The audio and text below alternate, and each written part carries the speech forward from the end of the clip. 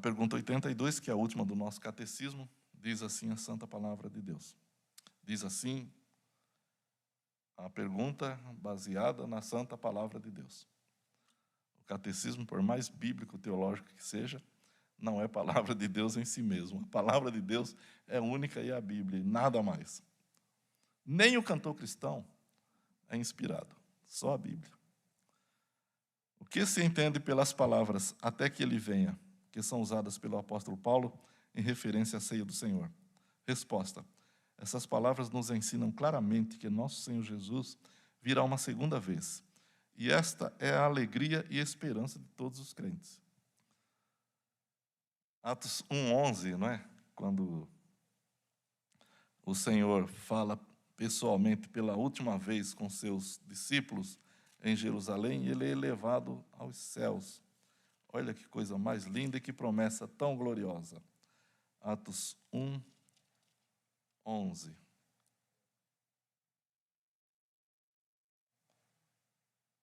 Diz assim. Eu vou ler o 10 para a gente entender melhor. Estando eles com os olhos fixos no céu, enquanto ele subia, Jesus subia, apareceram junto deles 2 homens vestidos de branco, que lhes disseram: Homens galileus, por que estáis olhando para o céu?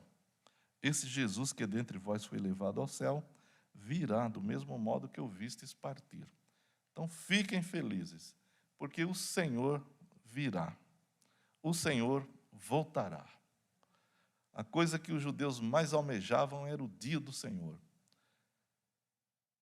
E os profetas do Antigo Testamento perguntaram: mas para que vocês desejam o dia do Senhor? Porque o dia do Senhor será de fogo, será de julgamento, será de espada, para vós que adorais outros deuses, para vós que não praticais a lei do Senhor.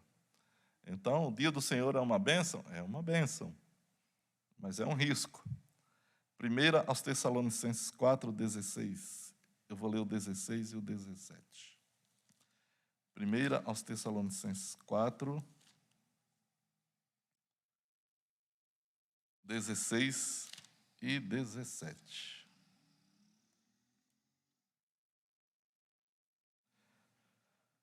Porque, ouvida a voz do arcanjo e ressoada a trombeta de Deus, o próprio Senhor descerá do céu com grande brado, e os que morreram em Cristo ressuscitarão primeiro. Depois nós, os que estivermos vivos, seremos arrebatados com eles nas nuvens, ao encontro do Senhor nos ares, e assim estaremos para sempre com o Senhor. Portanto, consolai-vos uns aos outros com essas palavras. Essa é a maior promessa da Bíblia. Aqueles que o Senhor redimiu vai levar para si. Não é? Eu ouvi hoje, acho que o André que leu esse versículo em João 17, 24, se não me engano, que o Senhor dizendo: Pai, eu quero que aqueles que me deste estejam aonde eu estiver, para que vejam a minha glória, porque me has amado antes da fundação do mundo. Então, a vontade do Senhor, e foi para isso que ele morreu e ressuscitou, foi para resgatar um povo para Deus, e esse povo será levado para Deus. Esse povo somos nós, os que cremos no Senhor Jesus Cristo, por obra do Espírito Santo. Nós seremos levados e ficaremos definitivamente com Ele nos céus para todo sempre. Com Ele reinaremos, com Ele viveremos. A morte e a dor já não nos atingirá mais. E não só isso, não é? Esse mundo, de fato, é um vale de lágrimas. E muitos de nós pensam o seguinte: Senhor, apressa a tua vinda para que cessem os meus sofrimentos. Essa é uma oração errada. Essa é uma oração errada. A oração certa é: Senhor, venha me buscar porque eu te amo. Eu quero estar contigo. O mundo é ruim, mas Jesus é bom. E nesse mundo ruim, Ele tem cuidado de nós todo dia. Então nós temos todos os motivos do mundo para louvar e agradecer a Deus pela sua graça, pelo seu poder, pelo seu cuidado, pela sua providência, pela salvação que Ele nos deu em Cristo. E Então nós temos todos os motivos. Nós devemos aprender a ter um coração jubiloso e alegre em Cristo, no meio dessas coisas. E no meio de tudo isso, Senhor, eu quero estar contigo, porque eu te amo. A Bíblia diz que o Senhor vem buscar aqueles que amam a sua vinda, não aqueles que desejam sair do sofrimento. Desejar sair do sofrimento é como a jovem ou o jovem que quer casar para sair de casa. Vai ter um casamento errado, porque o objetivo do casamento é amar a pessoa com quem nós vamos nos casar. É respeitar, é amar, torná-la santa. Esse é o objetivo do casamento. Por que um casamento vai dar certo? Porque eu amo a pessoa com quem eu vou me casar. Eu quero me casar com ela. Não é para me livrar da casa dos meus pais, não é porque eu estou sozinho, não é por nada disso. É porque eu quero partilhar minha vida com quem eu amo. Quando nós pedimos para que o Senhor volte, é porque nós queremos partilhar a nossa vida com quem nós amamos, com quem nos amou primeiro. Então, esse deve ser o nosso pedido, o nosso objetivo. Eu quero estar com o Senhor, porque eu te amo tanto durante essa vida sofrida. O Senhor tem cuidado tanto de mim. O Senhor não me deixou só um dia, um minuto, um segundo sequer. A tua mão esteve comigo nesse vale de lágrimas o tempo inteiro. E eu te amo demais, Senhor. Quando é que nós somos gratos às pessoas? Não é quando elas nos socorrem? E o Senhor tem nos socorrido o tempo inteiro. Então eu quero estar com Ele. Porque se Ele me socorreu aqui, imagina a presença dEle como não será.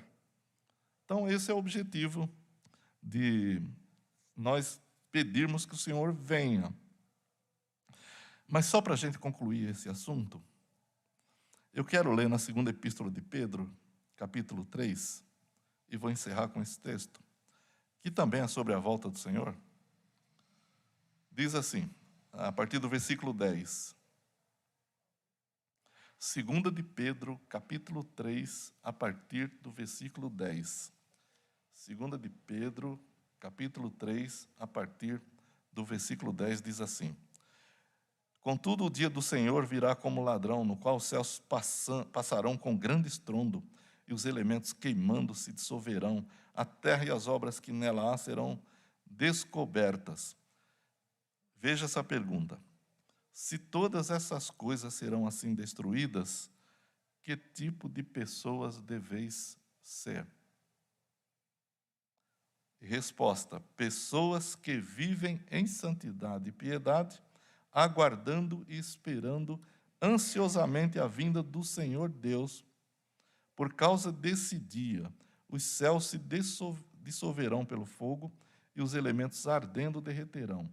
Nós, porém, segundo a sua promessa, aguardamos novos céus e nova terra, nos quais habita a justiça. Por isso, amados, enquanto aguardais essas coisas, esforçai-vos para que sejais achados em paz por Ele, imaculados e irrepreensíveis. É assim que nós devemos aguardar a vinda do Senhor, a volta do nosso Rei, amando-o acima de tudo, e acima de tudo, como leu Alexandre hoje aqui, aquele que tem os meus mandamentos e os guarda, esse é o que me ama. E aquele que me ama, eu e o Pai viremos e habitaremos nele. Então, irmãos, que Deus nos abençoe pela sua graça infinita, pelo seu amor, e que sejamos essas pessoas que agradam a Deus, que têm consciência do que é a ceia do Senhor, o batismo, a igreja, que têm consciência do próprio Senhor Jesus Cristo, que por amar a nós e para obedecer à ordem do seu Pai, fez-se homem, morreu, ressuscitou para salvar aqueles que o Pai lhe deu. Então, que o Senhor esteja conosco nesse domingo, nos abençoe, nos guarde, nos guie, que a sua palavra esteja profundamente arraigada em nossos corações.